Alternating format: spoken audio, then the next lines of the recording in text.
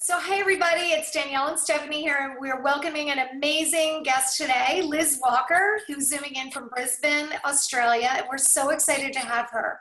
She has a tremendous amount of passion around this topic, and she's a sex educator, an author, and speaker. She's internationally known, and I know she's going to bring a ton of great information to all of us tonight. So, hi, Liz. Hi, thank you for having me. So where do we begin? Where do we even begin? There's so many things we want to ask you. Why don't you start with the first question, Steph?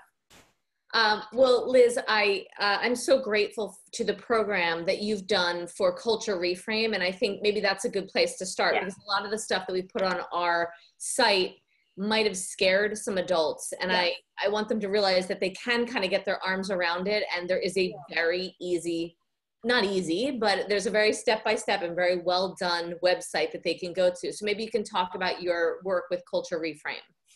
Yeah, sure. So I work with Culture Reframed as Director of Health Education, and we have put together an amazing program for parents. We really recognize that parents struggle with knowing where to even begin. And, you know, so many parents, as you ladies have already pointed out it through some of your previous videos, struggle to even have the conversation about sex, you know, just basic.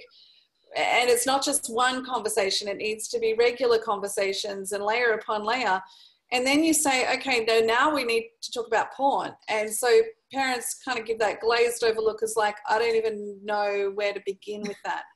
So with the culture, or not even aware. We're finding a lot of them are not even aware of it. Yeah, and you know, Dr. Gail Dines, you know, CEO of Culture Reframe, she has often found in her in any of her presentations that once she gives the information about how accessible pornography is and how it's shaping and influencing young people's attitudes and behaviors, parents are freaked out and they want somewhere to go. Yes. And the aim is not to freak parents out, but the reality is that this does freak parents out. And so it should, because the porn industry has gone after our kids and, you know, with very limited technological ways to block it, parents not even aware that kids can access the most hardcore and graphic porn at the click of a button. What do you do then? What do you do when you find out that your 9-year-old is addicted to porn? Massive. Can you imagine the processes that a parent goes through when they find out that not only that is hardcore porn a thing, but my kid has been watching it for 18 months, whether they're 9 or 10 or 15, you know, and they're really struggling. So we wanted to put together a program that was step-by-step guiding parents through not just what pornography is and how it influences young people, but also what are your 101 steps for talking about the basics so that your kids are less likely to go searching for pornography. Or when they see pornography, they're more likely to go, that's rubbish. That's not what real sex is. You know, that's not what I want for my life. Right. So stepping through parents, and at the moment we've got the Parents of Tweens course up there. It's absolutely fantastic. And it's a way of just really guiding parents through step by step to know what the problem is, how do I address it. And we've got conversation scripts as well. So it goes so many great resources on there. It's amazing. And we'll have the link under the video. Yeah, right. You know, I want to just interject here for 1 second, Liz, because I think that parents who may be like, oh, I'm okay with talking to my child about porn. I just read an article in Huffington Post that was from like, I don't know, like not even a month ago, about this mom who found her daughter came in at like 2 o'clock in the morning, 14 years old. Mom, I've been watching porn, blah, blah, blah, blah, blah. And the whole basic feeling of the thing was like, oh, I talked to my daughter about it and now it's cool because now we have a, you know, she's not watching it anymore and, you know, we learned a lot about each other and now we're talking about it. But I really felt like that was so not helpful for the real situation, because what she doesn't understand is while she and her daughter might be having okay conversations about what she saw and that's not acceptable, whatever, she doesn't realize that there is an entire generation of boys out there who are this is their indoctrination to sex, where they would never see these acts. They would never expect these acts of her daughter. her daughter is 16 now, and boys are going to be expecting that stuff. And how do you give a girl strength to say, hey, that doesn't work for me? You know, that like, it's not just the one conversation, like now we can talk, okay, you had a problem with porn. No, you have to understand that everyone else out there in the world is being indoctrinated into this normalization of violent, aggressive sex. Yeah. And so unfortunately, you've got, you know, young women in situations, and with primarily we'll talk about heterosexual relationships, but of course this crosses over into same-sex relationships as well, and gender diverse, but, you know, where there's massive power imbalances in the pornography that is shown. And, you know, the industry is driven on aggression, and some of the work by Dr. Jennifer Johnson around the porn industry, and what the porn industry would want us to believe is that consumers are demanding more hardcore content. But because of the nature of online pornography and the fact that it's an addictive pattern within the brain isn't satisfied any longer with, you know, and I don't even like the term vanilla sex, because I mean, you know, most people are quite comfortable with good enough sex. It doesn't need to be mind-blowing and explosive every time with all these random acts. Most couples, you will find, settle into a pattern which, you know, sexologists refer to as good enough sex. And so, but the porn industry would have us believe that, you know, that that's the users demanding that extra content, but in actual fact, the industry keeps on making more and more aggressive content. And so what Jennifer's research showed is that when an adolescent gets on a mainstream porn site, what they're landing on is actually content that's geared towards the adult male paying consumer. Right, and so they catapult into right. content that is really, really aggressive, well out of step with where they would developmentally be starting out.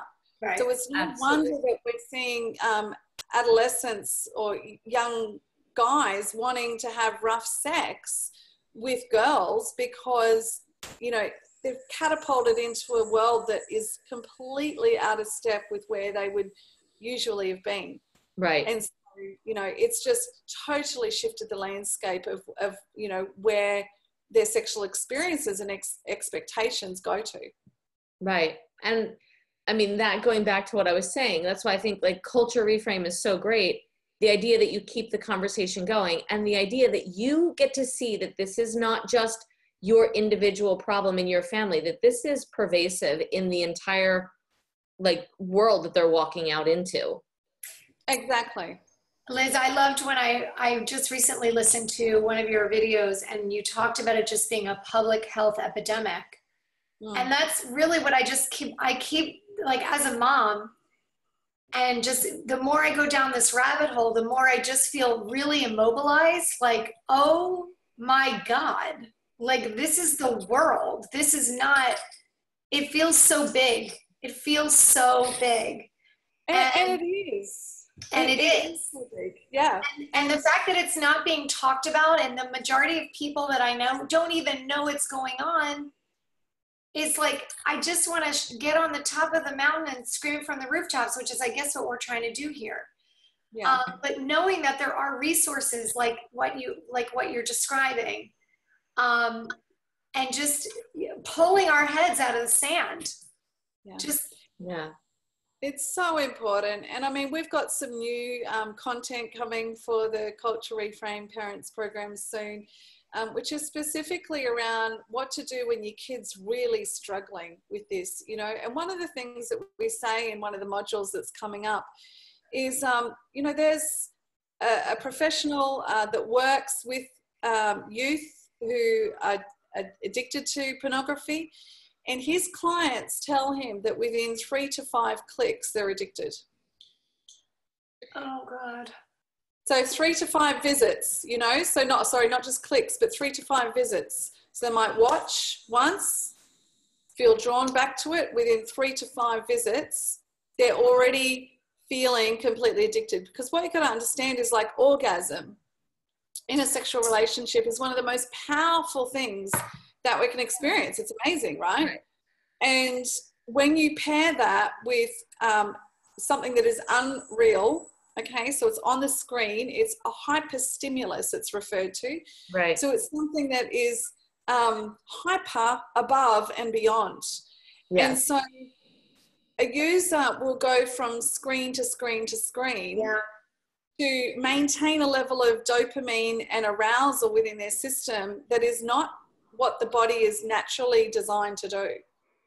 And I think there's something to the anxiety also that escalates that even further, if I'm not mistaken. It's not just the sexual excitement, but it's also the anxiety that's around it. It's almost like it is in drugs, you know what I mean? That there is like certain, I don't know whether it's the forbiddenness or the anxiety. I mean, I could be wrong. Yeah, no, definitely. And they've found that, you know, users will even spike their, that anticipation is like that build up. You know, when am I next going to be able to watch porn? When can I sneak away and do this? And, you know, thinking about constantly being preoccupied. You know, there's some research was done around the impact of adolescents watching pornography on their studies. And it's huge because, I mean, if your brain is constantly thinking about when you're going to get your next hit or when you're going to continually watch pornography, you're preoccupied. Your thoughts aren't in the classroom. Your thoughts aren't, you know, focused on your schooling or achieving grades. Your thoughts have gone somewhere else. So it impacts things like study results and academic performance as well. This is such a big problem. I mean, it's remarkable that nobody wants to talk about this problem. I mean, it's remarkable that I'm talking to you actually, because I go like, this is somebody who knows about all of this stuff, but there's so few people actually talking about that you're willing to talk to us. That's what I like about it. But there really is. I mean, and you know, when you were saying 3 to 5 visits, I think about it. You're a young boy. They're saying 12 years old, 11 years old. You're super curious about sex. Oh my God, you opened up the veil and look what you got. You got everything, right? So you can even understand, like I love when Dr. Gill talked about that, you can understand the attraction and the appeal. They want to know, they're curious, their hormones are coming in, they're sexually interested. You get it. But also, Gail, I mean, Liz, you said that when you were young, you stumbled across pornography. And I think that what's interesting to me is that I just read this book, Come As You Are, and now I'm not going to remember the author's name. But what's really interesting is she talks about, and I think that this sort of plays into it, is that there can be a disconnect between what your brain registers as this is not okay and what your body feels as a sexual urge. Once you see that, your body is reacting sexually to what it's seeing, but your brain knows cognitively that it's not right. So there's something about that kind of thing that happens to kids when they're seeing pornography. And how could anybody understand that? How can a child understand that? All they know is like, hold on, my body's doing something that like. Exactly. And you know, for me at the age of 6, seeing pornography, and at the time it was a magazine. It was quite a graphic magazine for the day. It was beyond Penthouse and Playboy. It was something more graphic. And you know, at the age of 6, experiencing arousal. Now, I'd never felt anything like that before. I'd never seen anything like that before. In my 6-year-old brain, I certainly didn't feel confident to go and talk to my parents about it. I kept it inside, which I now understand is internalizing those messages, you know, so just holding that inside. And often when kids need to make sense of what they've seen, they will act those things out. And so that was my experience. So I ended up engaging in sexual behaviours with other children, which would now, you know, I look back and go, okay, well, that was actually child-on-child sexual abuse. I didn't know that at the time. Yeah. That was what was going on. And my 6-year-old brain did not look at those sexual images and go, oh, that's what adults do. Yeah. Like, well, that's what people do. Right. So having no boundaries as to age, level appropriateness, or understanding that this could be harmful, to other children, no idea whatsoever. And I have to say, as I was molested when I was 8, and I can say along those same lines, when something like that happens to you, I used to say, like, it's almost like childhood ends at that very second. You know it ends because it's something you never knew before, and you can never unknow. So all of these children, just like a child who's molested, they're seeing things that, oh my God, hold on a minute, I never saw anything like this. And it really just does. It's a completely new trajectory. You can never go back to being the innocence of childhood after that. Yeah, and it totally altered my life from that day forward. I can confidently say that there was nothing else that was quite so profound in my development as that day. And then everything from that point stemmed out from there. So, you know, this is why I'm so passionate about this area, because I know that what I saw then was just like, oh, nothing compared to what is available now. But I do want to say at this point, not to freak parents out, because the reality is not every child will respond in the way that I did. Some will become completely withdrawn, and we know that kids under the age of 10 are more profoundly impacted than those over the age of 10. There's something developmentally that happens as they're coming into that late tween stage, early teen stage, where they're curious, naturally curious about these things. Right. Whereas kids under that age are like totally not ready. Right. I don't think any child is ready to be catapulted into a world of sexual violence. But in saying that, they will process it differently the older that they are. And they'll also that is a really good thing to hear. Yeah. They'll process it differently depending on, you know, their family environment, if they can talk about it, if they've heard about it before. You know, a lot of parents will argue, well, if I talk to my kids about porn, aren't they just going to go and look for it? And no, the research is coming out saying, no, actually, that's not the case. Yeah. Oh, really? That was a fear of mine, to be honest. Because you feel like the second they can get away, they're going to go look it up. You know, it's almost like opening the door for them. Well, I think talking about porn is one thing. I think if you like sat there and you like went through all the categories, you know what I mean? Like, then yeah, your kid's going to go, wait a minute, what is that? Like, you know, you have to, I think, be able to talk about, you know, in depth sort of what you're saying, rather than like, you can't, my whole thing is I can talk about porn with my kids very easily, but I'm also not going to introduce genres. Like, okay, well, this is this, like, if it gets. No, but I wouldn't even, when Liz was saying, I wouldn't even bring it up at all in fear that I would be opening the door for them to go do it. Right. Yeah.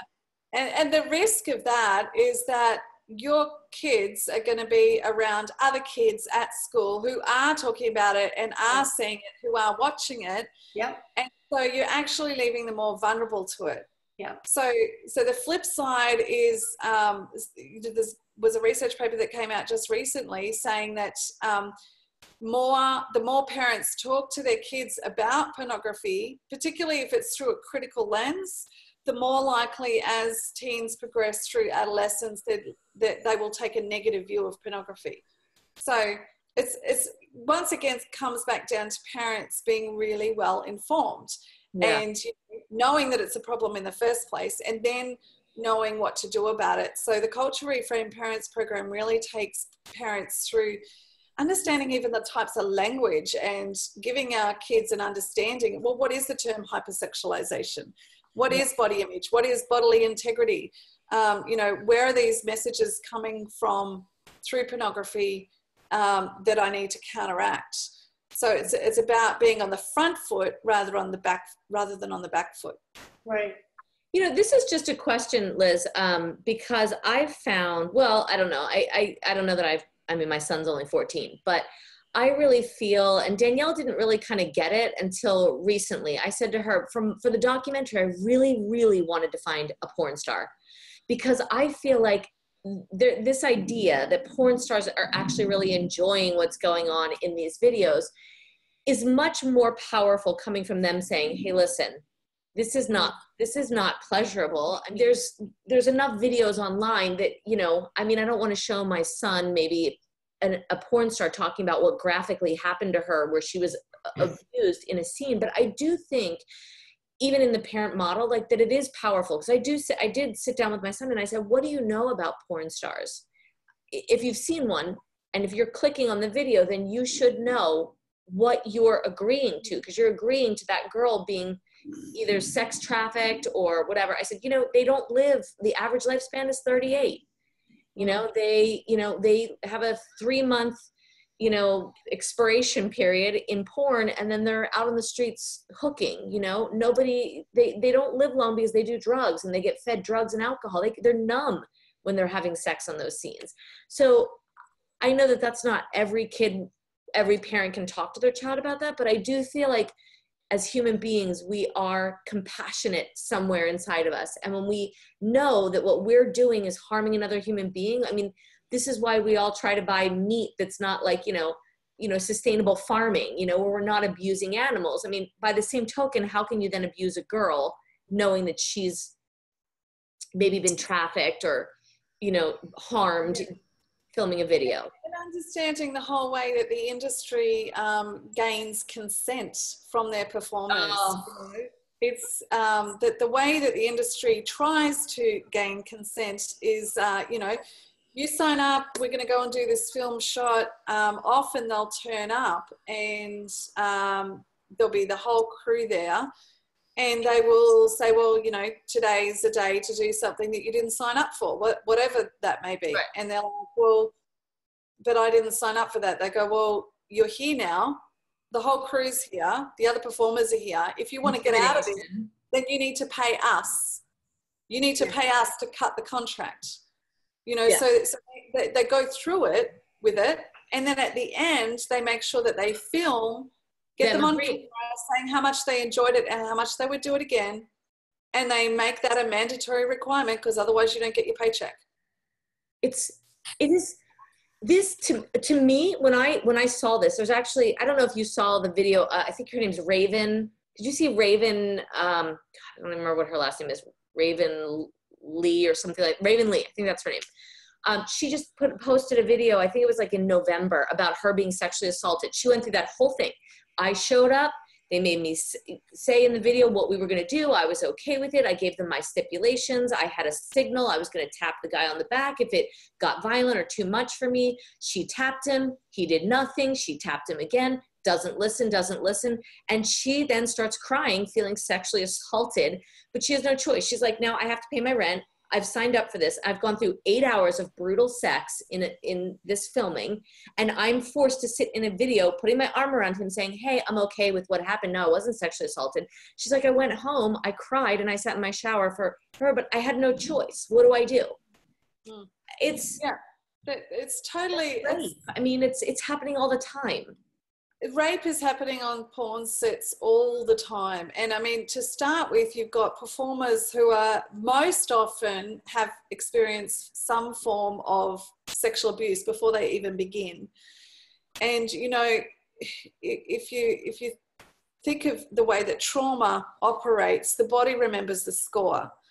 And so even if right at that moment, a porn performer gets through the scene, most often they're dissociating.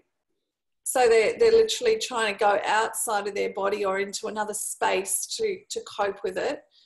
But eventually that catches up. And I was talking with a porn performer probably 18 months ago, and she was really open. She was also an escort working in the sex industry.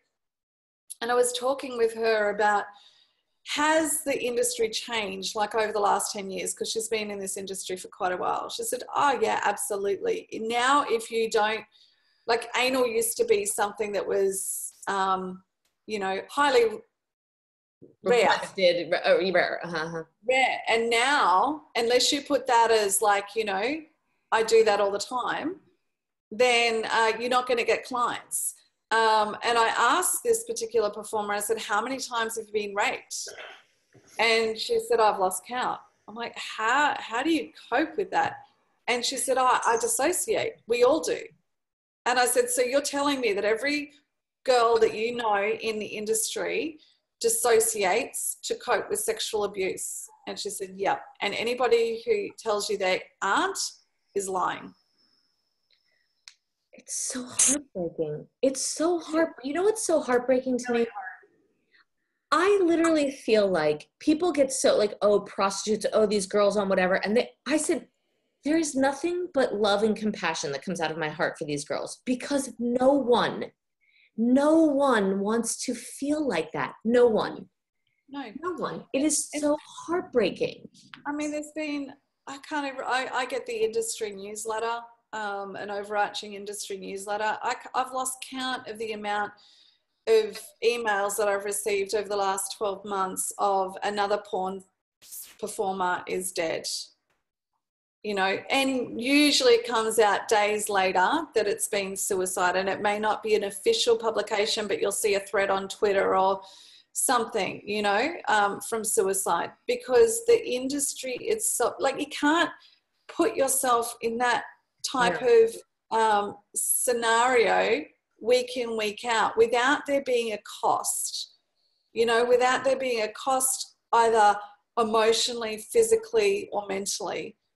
Your body's not designed for that level of degradation and abuse. Nobody should have to go through that. And you know, I recently saw an interview with here in Australia, it was, and with a performer and a well-known TV personality.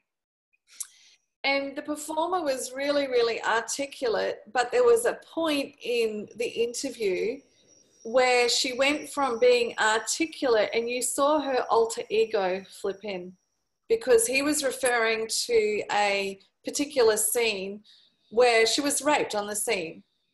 And you could literally see her go from this one articulate personality, if you like, to an alter ego where she's like, yeah, I really enjoyed that. Like, it was, you could just see that it was so obvious. And unless you're actually looking for that and understand a little bit about psychology and the way that, you know, women have to develop these mechanisms to cope with what they're doing, you might miss that transition from that one personality to that older ego. And, you know, that's the result of trauma.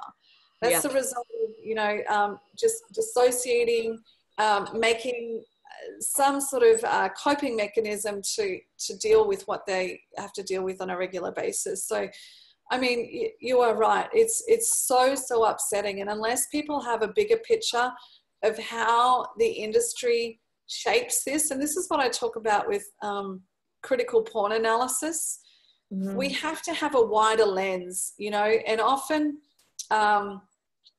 people will talk about porn literacy, you know, and even pro-porn people will talk about, you know, young people just need to have porn literacy. It's like, well, what is porn literacy? Well, it's an investigation into how pornography impacts you as the user and the person you're with. And it's like, no, hang on a second. It's way bigger than this. And this is why I developed the term critical porn analysis. We have to understand the way that the global porn industry is shaping sexual tastes and sexual desires, how it treats its performers, and the impact on, you know, they don't look after a porn performer when they leave. No. If they end up with STIs or AIDS or post-traumatic stress disorder, where are the porn industry to carry them through for the rest of their life? Nowhere. So the industry, we have to shift the blame back to the industry in many instances. I mean, when people understand, particularly addicts, when they understand how they've been manipulated by a multi-billion-dollar industry, it actually takes a lot of the pressure off them to go, oh, wow, it's not just me. Like, I've been manipulated, that the industry went out to target me and they got me good. You know, that can be very healing for someone. Oh, absolutely. Yes. I mean, that's one thing we're really being careful about, is just making sure that, you know, the kids are victims. These kids are victims too. And, you know, and I think it's very important for parents to know that. Like, they're probably, you know, looking at their own children like, what do you mean you're doing this? You know, they don't understand that there's predators and they're the prey. Exactly. And if you take a look at the Compose Yourself model on the Parents Program, and it's on the main Culture Reframe website as well, that's one of the things that we say is to, you know, look back at the porn industry and say, okay, how do we fight this together? Because they targeted you. Yeah. And if parents are going to be angry at anybody, it needs to be the porn industry. They need to make sure that their anger is projected in the right place. It shouldn't be on our kids. No. Our kids are curious. They want to know about this. They want to know about sex, and they're getting a false version of sex. The porn industry has tried to sell porn back to us as sex, and it's not. You know, it's violent, it's misogynistic, it's objectifying. It's not real sex. It's not what most people want for their relationships. No. I don't know if you are, if you know of a woman named Karis Dennison in San Francisco. Danielle and I interviewed her. She is a sex educator, and she does this really interesting thing in groups where she goes into high schools and she says to the kids, like, okay, who would rather have, because we talk about like the hookup culture and like what's happening with this porn and that, you know, these ideas that boys have and maybe they are aggressive or whatever, you know, if you take that aside, if you ask boys, what would you prefer? Hooking up all the time or being in an intimate relationship with someone you care about? She said, if it's a whole auditorium of boys, 95% of them will go to the part of wanting an actual intimate, good relationship. So they have been hijacked. They have been hijacked to this hypersexualized like need or this like cultural norm that's not norm, but they're believing that it is. But I believe like inside of them, what they want is what people actually want, not what the porn industry wants us to believe that we want or that they want, I should say. And unfortunately, the porn industry has been so good at selling this version of sex, this unreal version of sex, that one of the most recent research papers to come out was saying that particularly college-age students, kissing is way too intimate. Kissing is like, won't even kiss because it's just too deeply personal. That's what porn hookup culture has done, is that, you know, in sexual encounters, that detachment, that dissociation as well. But let's just get it on without any form of kissing because that's just too personal. Dr. John Fuber, who's done 25 years of research on sexual assault on college campuses, and he said it is absolutely connected. You know, God, I need to find it. You cannot possibly presume that it's not. And, you know, the links are really, really clear. And research paper after research paper says that not every person, and this is, I guess, the argument of the pro-porn users, is not everybody who watches porn is going to become sexually violent. True, in the extreme cases, true. But developing an attitude of sexual harassment, entitlement, expectation, that all comes from seeing porn and the way that women are treated. But we're in a brand new world. We've never had children that watched porn. We've never had that. We've had maybe, you know, people could see a magazine, right? This is a whole, we don't know what the fallout is from this, right? This is from like 2010. 2007 really was when it was like fast streaming porn. Yeah. Yeah, and I mean, kids getting cell phones, smartphones with screens is only in the last, what, 5 years, 6 years? 6 years, yeah. And so the reality is they've got porn in their pocket. They have porn in their pocket. When you said that the other day, you said one of the signs is when your kid disappears in the bathroom with their phone. I was like, oh my God. Every parent needs to hear that. Yeah. Because a lot of times they'll take the phone at night, but during the day it's, you know. Yeah. So Liz, maybe you can actually speak to that. Like, what are the signs you would say that parents should look for if they're concerned about this? You know, people will say to me, well, why do you put blocks on your computer? I mean, for me, I think you have to just make that decision based on your own family. For me, I feel like it's useless because I feel like they can get it from their friends, they can get it from wherever. And for me, I feel like if my son understands, if my daughter understands, then I have to ultimately leave it up to their judgment, because their friend could show it to them in the locker room, you know what I mean? And what am I going to do then? You know, I have to help them to understand what they're seeing. But Yeah. what should parents look for? And what is your feeling on filters, I guess? Okay, so there's two very different answers there, but you know, stay tuned for new content in the Cultural Reframe Parents Program. We've got a whole module on warning signs for tweens and warning signs for teens. The bottom line is there can be some warning signs, you know, withdrawal, aggression, extra sexualized behaviors or questions that are out of the blue, particularly if we're talking the tween age bracket. But most often there's no warning signs, right? We know that kids and teens are very adept at hiding stuff from their parents. Yeah. So, you know, one of the psychologists that we've been consulting with to develop this unit was very adamant that we need to make it clear that most of the kids and teens who end up in her office do so after they've either been sprung or they themselves come forward and say, I've got a problem. But it simmers under the surface for a long time with nobody even picking up that there's any problem.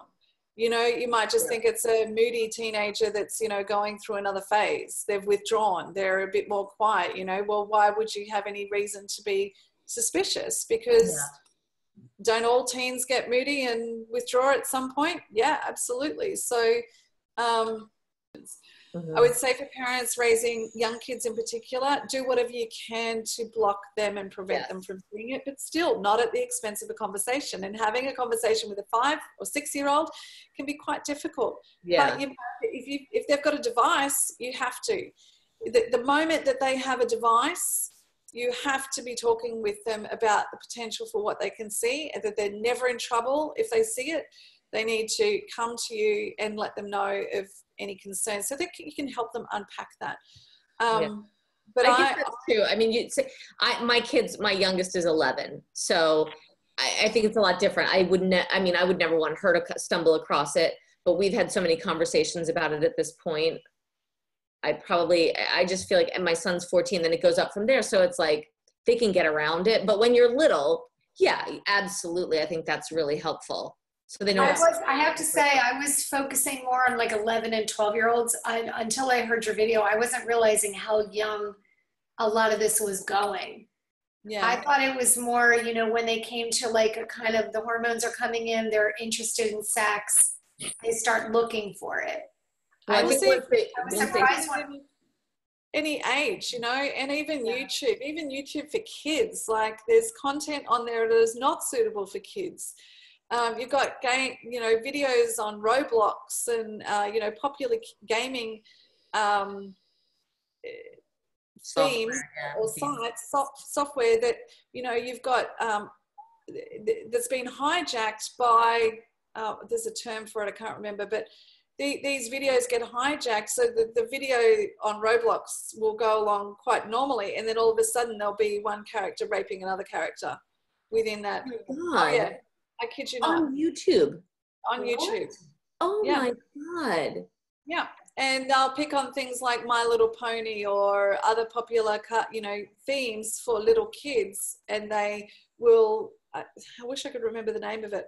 It's literally like they hijacked it. They literally inserted some other scene. Yep. That's horrible. So I guess the filters. Oh, I've never heard of that. It's not the main producers of the Roblox game or the main producers of the My Little Pony, although that is suspect because he recently was the creator of, was it My Little Pony?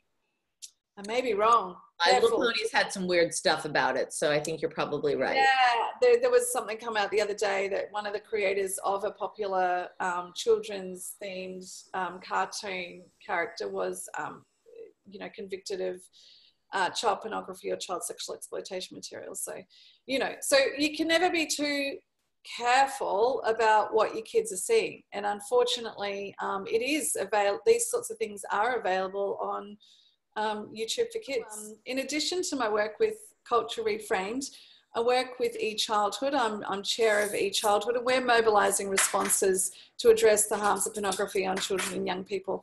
And we're particularly looking at 4 areas. So digital solutions, legislation solutions, education solutions, and therapeutic solutions. So when you look at digital solutions, some of the things that are happening now around the globe that people are looking into is safety by design. It's something that's particularly being focused on by the eSafety, or the Office of the eSafety Commissioner here in Australia. But safety by design is going back to the original producers of the platform, whether that be apps, social media platforms, and saying to them, you're providing a platform that you say is suitable for children. What are you doing to ensure that children are safe? Okay. And so it's going back to that original creator and saying, you need to up your game. We know that 1/3 of internet users are roughly 1/3 of internet users are under the age of 18. Right. So we really need to be calling on tech companies and those that are designing these platforms and social media sites to have sites that are, created with safety by design in mind. So that's one of the things that's happening. The other thing that's happening globally, outside of the US, I don't know when. Yeah, I was going to say, that was my next question. Like, is any of this happening here? I don't know about safety by design in the US, but you can imagine that if it's being pushed for in Australia and other countries, that would be something. So if it's a Microsoft product, or if it's to do with Snapchat or Facebook or Instagram, that would hopefully not just be a localized, product. And I know that there's a couple in the US that are really pushing for things to be done differently, and I can't really speak any more to that right now. But one of the things that is happening is the age verification processes in the UK, which is something to really keep your eye on. Yeah. So a lot of people don't understand what age verification is, and they're fearful about their data and privacy and all of that. But when they understand, they go, well, that makes sense. So what they're doing is they've legislated for it, and by December this year, it'll roll out in the UK under the Digital Economy Act. They are placing the onus of responsibility back on the porn sites themselves to put in a process whereby users to that site, those that land on their site from an ISP in the UK, need to be age verified. What that essentially means is a third party. Unfortunately, one of the age verifying companies is owned by MindGeek, one of the biggest porn site, companies. Yeah. But there are other age verifiers. So an age verification process is whereby the user who wants to access adult content goes to an age verification platform and says, this is who I am, this is my date of birth. I give you permission to go to site A, B, and C to determine that I am who I say that I am. And so the age verifier will send a ping out to, that might be driver's license, it might be healthcare, it might be bank, that already have your data. Mm-hmm. They don't need any extra data. They just need to verify with those 3 points of contact that you are who you say that you are. And then they can come back and say, yes, this person is age verified. Then you'll end up with a code or a digital identification, so that when you're logged in to that age verification site and you go to land on the porn site, all the porn site can tell is this person has been verified or hasn't been verified.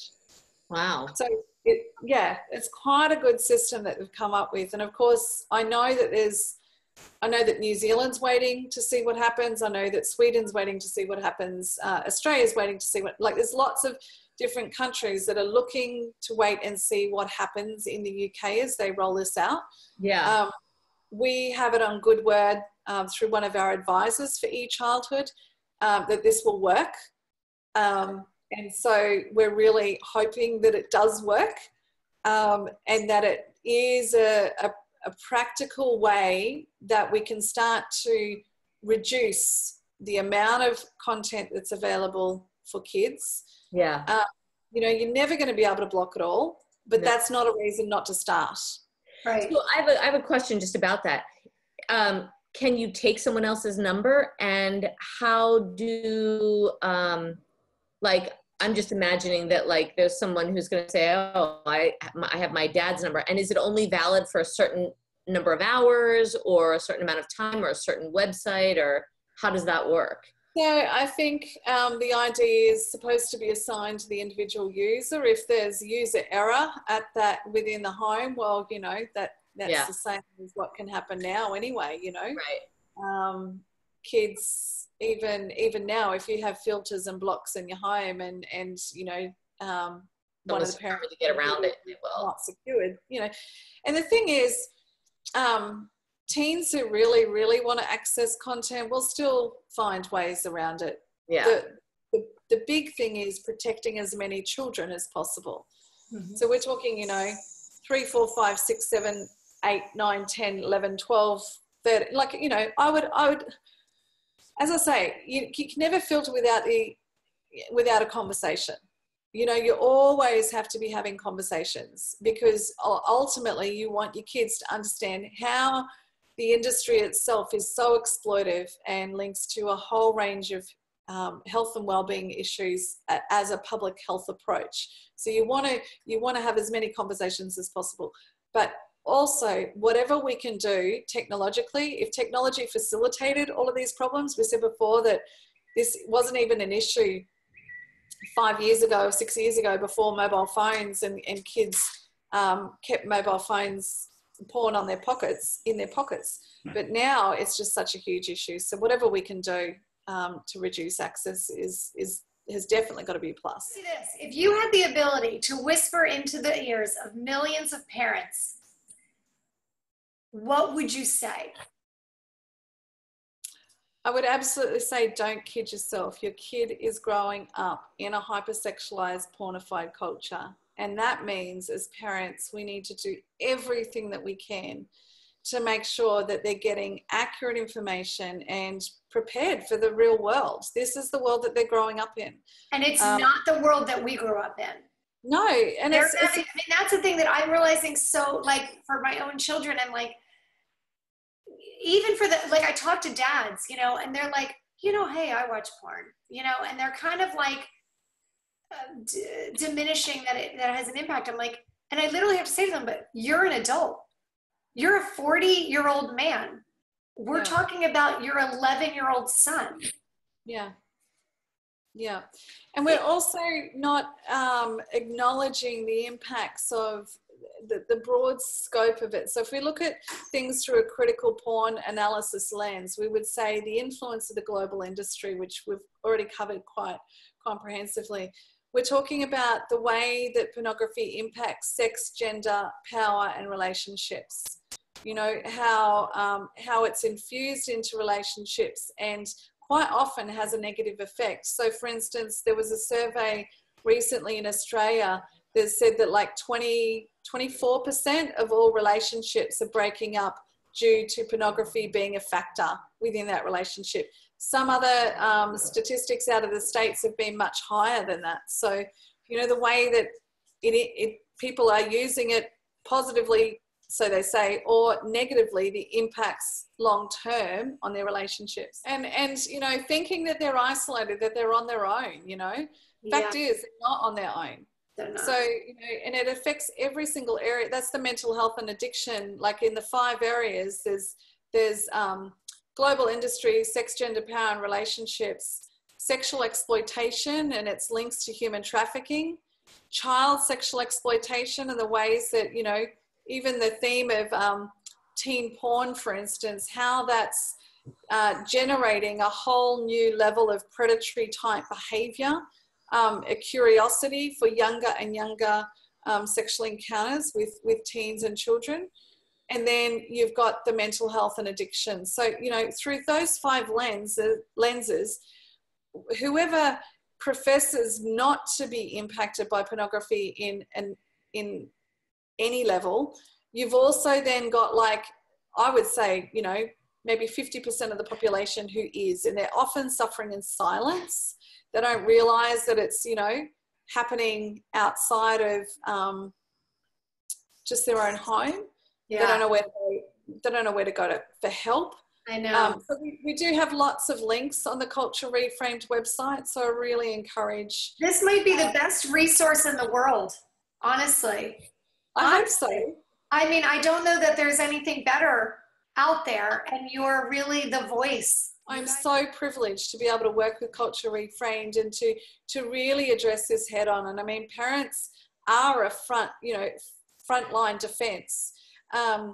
It's going to take a long time to reach every single parent, and that's why with the public health approach, we say it actually needs to be beyond parents. We can't lay the trail of destruction and the blame on parents. We can equip them, but we have to also engage all these other sectors of community, the tech industry, the porn industry themselves. We say to the alcohol industry and the tobacco industry that you need to regulate your product and make sure wherever possible that kids will access your product. Yes, where is that? You're right. That's right. Yeah.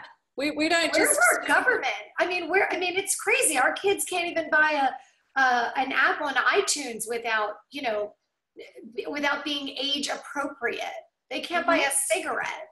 Yeah. But they can watch a gangbang for free on their phone. It's crazy. It is crazy. So, we need every sector of community involved in solving this. It is a public health crisis. And when you look at the depth of the way that it impacts, people's lives, it's massive. So it's, Gail and I, when we've done presentations, we've had, what can I show my son that's, can't I just take him to an, less hardcore site?